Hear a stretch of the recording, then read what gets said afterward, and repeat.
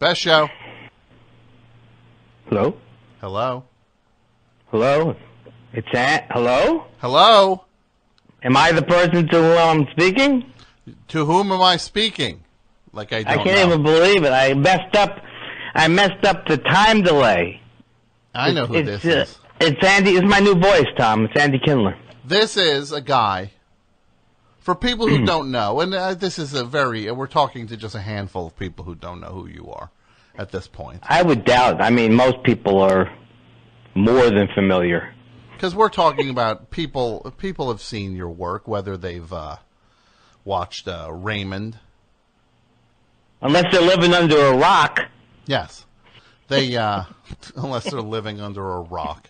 Yes. I'm cracking myself up already, Tom. It's a big, I can tell I'm on already.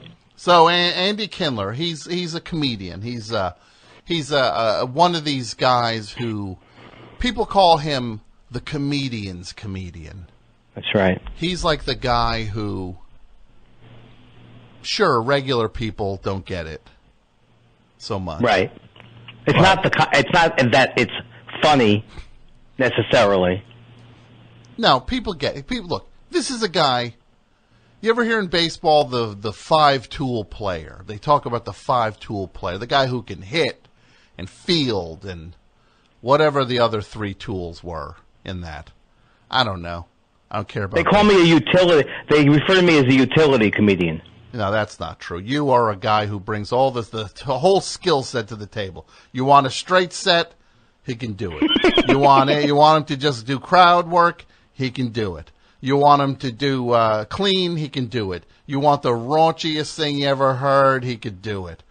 He can clean or dirty, clean or dirty. That's how I end my show every night. Clean or dirty. They always pick dirty.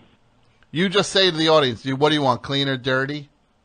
Folks, it's your call. Clean or dirty? Clean or dirty? Oh, dirty. You did want dirty. Yeah. Interesting. Are you just like, folks, for the final 10 minutes, I could either do some super clean stuff or I could do the filthiest, dirty stuff you ever heard. Dirty! Dirty!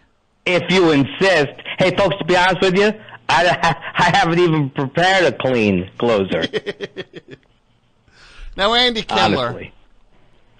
What's this I'm hearing in Los Angeles on the West Coast about, was there an earthquake?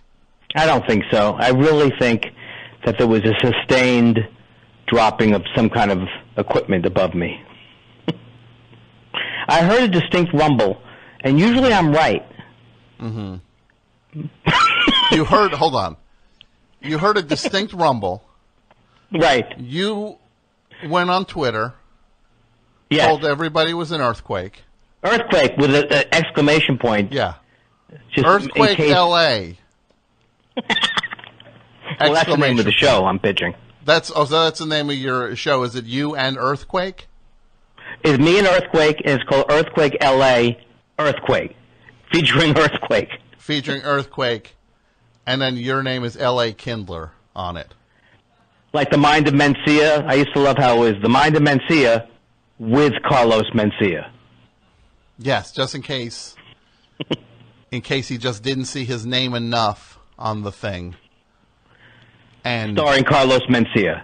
Yeah, and your host, Carlos Mencia. Look, he took himself out of the running somehow. He did. He's still in the game. The game? What game? I don't know. I also don't know why I'm laughing after everything I'm saying. That could be my new hook. Laughing? I laugh. It indicates to the audience it's funny. If I laugh, everyone knows it's funny. Look, if you're up there, I've seen you do shows, and you're up there, you're doing your thing, and then people are just dying with laughing. They can't stop. They can't stop. This is one of the funniest things. Yeah, I mean, I'm underselling it. I know I kill. I mean, that's a given. You watch out when you're in one of these nights and it's like you're back. Let me get this right. You're backstage at the Laugh Factory, right? Right, which is my home club. Which is your club, and Jamie's there, and he's Jamie Masada. and Jamie's saying, "All right, next up we're gonna do Michael McDonald's gonna go up and do some stuff." Then he's like, "Who else is gonna go up at it? Who else is the other people at the Laugh Factory?" Dane Cook. Well, I don't know if he plays there anymore. I don't know any names of current comedians. I've realized. I don't know any. I need a new Carrot Top go-to or Gallagher. I wouldn't know who would play Pablo Francisco. Maybe that's who. But when you're hanging out backstage there at the Laugh Factory. Shadow boxing, as you know, before I go on, I shadow box because I see comedy as a fight, and I'm going to kill. You shadow box? You do 100? Yeah, I shadow box. I scratch I use my thumb against my nose, which I've never quite understood what has to do with boxing. But I scrape my nose with my thumb. Sure, you do that. Then I know you had Jamie install one of those reverse sit-up things that hang in a doorway. you can hang in that, and then you do a quick 80 upside down sit-ups where you lunge your head up. You're hanging upside down. You go, 1, 2, 3. Right? You're doing that. And who's there? Like Tim Allen, I think, is there. Right? Tim Allen does it. Before every set, I do one of those PT 109s. What are those things called? The PT 109. No, come on. You run up a PD 80. You run up the wall of the gym. These PX 80. Like that. I think Paul Ryan does it. So it's you. You're there. This is a typical night. Kindler. Tim Allen. Chris D'Elia. D'Elia's in chiseled. And then you find out Chappelle's coming in. He's going to do 4 hours. Then D'Elia's I say, why is he going so short tonight? Then D'Elia's like, you know what? I'm going to go 4.5 hours. And then you say, I'm going to go 5 hours tonight. And then Kevin Nealon says, I'm going to go 5.5 hours. I'm going 6. He says, I'm going 6 hours.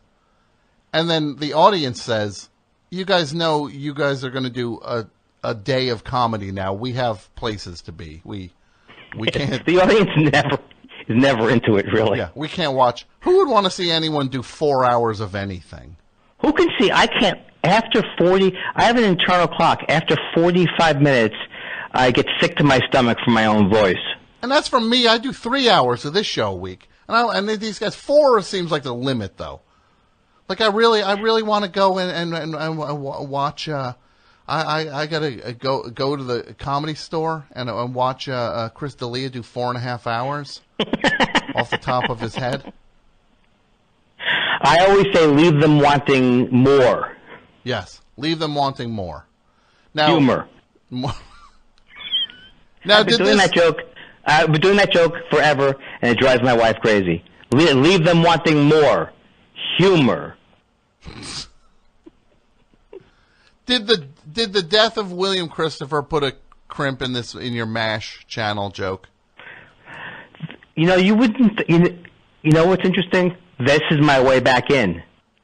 I make this old material sound like it's hot off the press. I go, William Christopher's in the news. Here's something. William Christopher, Father Mulcahy died, and did you know there's a did you know you can get MASH on DVD? Yes. You can also get it on channel 5, 7, 9, 11, TV Land 2, VH1 Seniors, Me TV, Antenna TV, Get Me an Antenna TV. I'm killing myself, Tom. You know what's great about... I'm worstering it up now because I'm giving examples. I could go forever. Actually, I couldn't go forever, but... You know what's great about Antenna TV is that it's all the episodes are in low definition of these shows. It's like they sent a kid over to CBS with to just grab as many tapes off the shelf as he could fit into his car And that's what they're putting on the air. These old. Well, I had a meeting at the Rabbit Ear Network this week to pitch my show. And they said the picture was too crisp. It was too crisp. The picture for the Rabbit Ear Network. the smack the top of the TV. Yes, network. For the. Do you get the squeeze up some aluminum foil into a ball and lean that against a coat hanger and then put that on your TV network? Do you get that? Do I get that channel? Yes, that channel. It's right next to Cozy. Yeah, and I don't get that one, but I do get the if you just turn this dial and it clicks, and eventually it tunes in a channel, because network. We live in the woods, and there's only network. Maybe 2 channels, and one of them is Canadian channel. Do you get it's literally the bottom of the bucket channel? Do you have that one? The tapes, the shows they play on these new channels that air these old shows, it is just straight up, it's just trash. I saw a show called Cimarron last night, and it was and all the people who were supposed to be Mexican were all white people from the 30s or whenever it was made. Cimarron. I saw a show. I never saw I saw one with what's his face? Joe E. Ross. Right. And he was a caveman, and he had like a black wig on, and like a caveman loincloth, and like you're watching the show and you realize that this guy is like. He's like a 67-year-old man that at some point it's like, look, Joe, you didn't squeeze enough out of showbiz. You're already in the black on this thing compared to your talent. You're really going to go and try to at this late date, you're going to put on a loincloth and a long black wig. How much could they be paying you? That this is what you're leaving behind. Whatever happened to a graceful exit? People often say after my show. People say to you. People yell as out. They're leaving. They say, "What about Jim Brown?" Right? People often say to me after a show, "What am I trying to prove at this point? And what are you trying to prove at this point, Andy? What do you think will happen?" Do they say we got the memo? Andy. Everyone got the memo at this point. At this point, yeah. We all got the memo. So 2017 for an Andy Kindler. What does that hold? Well, I was thinking about that. You got me going with the New Year's resolution, and I've decided this is the year, because you said you're going to hold people to it. Yeah. So this is the year. I'm stepping up to the plate. I'm going to keep going with the baseball analogies. Yeah. I'm going to get the pine tar. Sure. I'm going to get that donut ring. Sure, the donut ring. You're on deck. And that's all I can think of. Resin. That's enough. And I am going to have a network TV sitcom comedy. Sitcom TV, a situation comedy, either like Kevin, like as good as Kevin Can Wait, or the remake of the third remake of The Odd Couple. Will be on network TV this year. And by the end of this year. By the end of this year, you will be the star of a network television show. Maybe it premieres after the World Series next year. Sure, like they'll give you that spot. Like they give me that which is the prime spot, they say. Yeah, they're just like, we'll give you that kind of like after the Super Bowl, after the World Series. Like, right. But that wouldn't be after that would be next year for the Super Bowl. So you're saying World Series this year, right? Any idea? Late October. Any premiere. idea what the show might be called? The Andy Kindler maybe the Andy Kindler Chronicles. And will I do stand up on the show? Yes. So you'll do stand up as intros and outros. You'll do little bumpers there of stand up. Or I carry a mic. I carry the mic everywhere. I go into 7-Eleven. I do some shtick there. Well, hold on a minute. This actually sounds like a show. This actually, Andy Kindler, like if you just go around, what about this? We get you. You're doing the thing, the brick wall, right? Right. And you're doing your stand-up, and people are laughing. But then we reveal that the brick wall is moving. And you're just rolling through the world on this stage, the small stage. Right. And you can't get out of it or off it. Right? And you're just rolling around Los Angeles doing your stand-up no matter where you go. You're on a stage with a microphone. And now you're in like the grocery store. Where are you at? Doctor's appointment. A doctor's appointment would be hilarious. Doctor's appointment rolls with my in. roving stage. It rolls in, brick wall behind you, microphone. Yeah. Can I call you nurse? What's your name? Can I call you nurse? Hey. And the doctor's like, seriously, you're not doing well. I actually need you to stop with the jokes. Yeah. That's not surprising. I've been nauseous every night at 3 a.m. Actually. Yeah. You've got a very serious condition. Yeah, seriously. Well, I guess I'm really going to die on stage. Not for real. And then finally, so when you do it until the people leave, is that what it would be? Till you walk them? That's right. Just as I do every night. Yeah, people will leave. Doors will close. Yeah. You ever think about leaving with them? Like if you see somebody getting up, I swear to God, they're grabbing their coat. As soon as I see someone in the club, and this is absolutely true, shift in their seat or ask for a tab, I immediately think I've gone too long. They could even be just looking towards the exit by mistake, and I figure I should wrap it up. You just figured now they're in your head. Yeah, that's how easy it is to get inside my head. I'm sorry, sir. Yeah. Have I gone on too long? Yeah. No, So that wasn't related to you. Well, why don't we call this? Why don't we do this show? Somebody on Twitter just said called Fine and Andy, and it's just you rolling around on this stage that you can't get away. You literally can't escape it. Because of is it one of these packed? It's not a packed with a devil show. Those I can't stand. Well, it'll be a thing. We don't know why you're stuck on it. You got to have like like a Lost type element to it, right? Like you can't get off the stage, and you wake up on the stage. I'm telling you, I'm gonna take this around. This could be it. I'm taking. And this around. when I pitch this time, I'm telling you, when I pitch it. And I get in a pitch situation, and they say they don't like it. Yeah. I'm going to get very upset and say, "Oh, but they put Mr. Ed on the air." Oh, I see. Yeah. My show's not good, but Mr. Ed was a show. Yeah, and then they're going to go, "Yeah, we had nothing to do with Mr. Ed."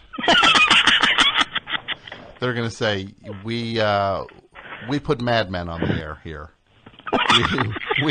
We've done only some really good shows here." Yeah, Breaking Bad, Mad Men. Yeah, don't blame us because it's the same medium that hosted the show Mr. Ed before any of us were born.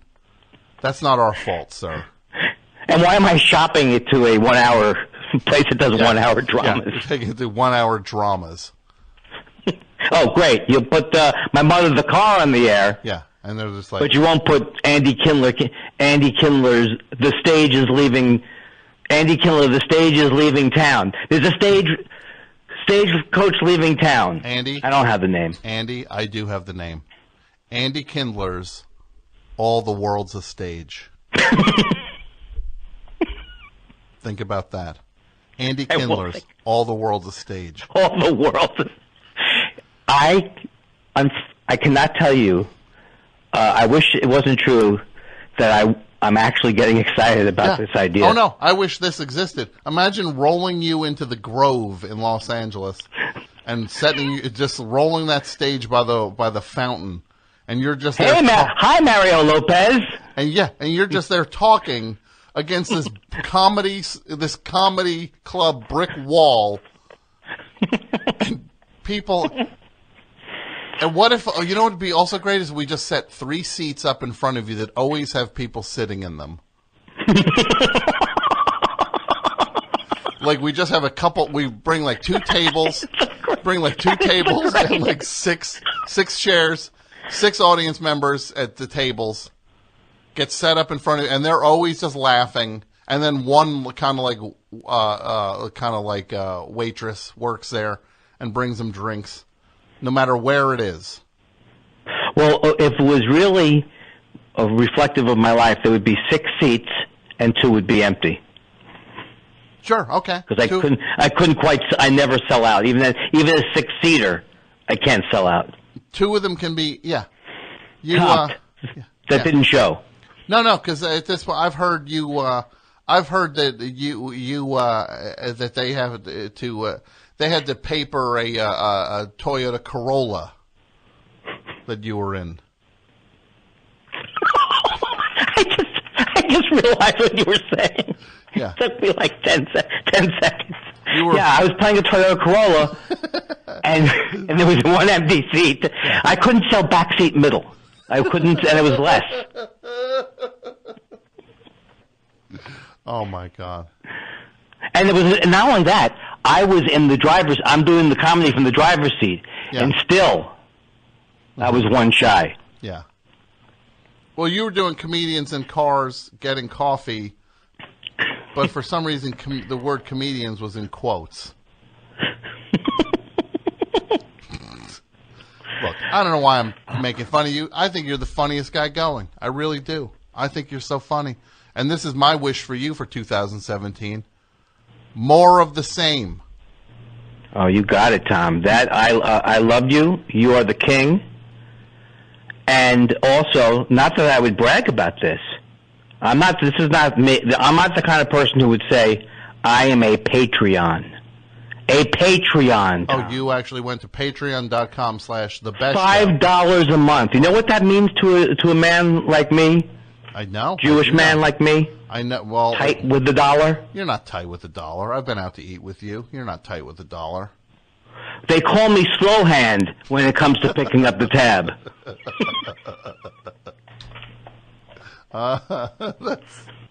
They call you slow hand. Slow hand. Yeah. Well, Andy Kindler's All the World is a Stage. I think this has the makings of something. I would actually, in all seriousness, it's one of those ideas where I'm just like, is this really stupid? Or I think that actually would be a pretty good show. I think I would watch that like crazy. You on a stage that just gets set up in different places would be the funny, until people finally can't take it anymore. Like that they weren't asking for you to do this. I think with the 3 people who are always in the audience is going to be the one is going to sell this. Yeah, that they're just set up at tables. Yeah, laughing. Let's make this happen. All right, we'll do it. Happy New Year, Tom. Happy New Year to you, Andy Kindler, at Andy Kindler, AndyKindler.com. You get all the things. And at Andy Kindler on Twitter. At Andy Kindler on Twitter. You get all your Andy Kindler needs. Thank you. You got it. Thank you, buddy. I love you. I wish nothing but the best for you. I love you, Tom. Be good. Bye-bye. Bye. See that? Andy Kindler. Huh. Okay. Well, let's 148 songs. 148 songs are in that box set. The Lou Reed box. Mike? 135 Sanford and Son episodes. So there's a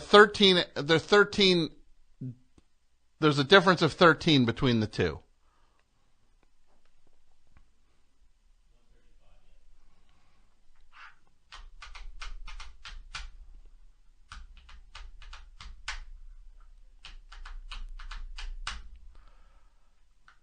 What if I reviewed every episode of Sanford and Son and every song in that Lou Reed box set alternating?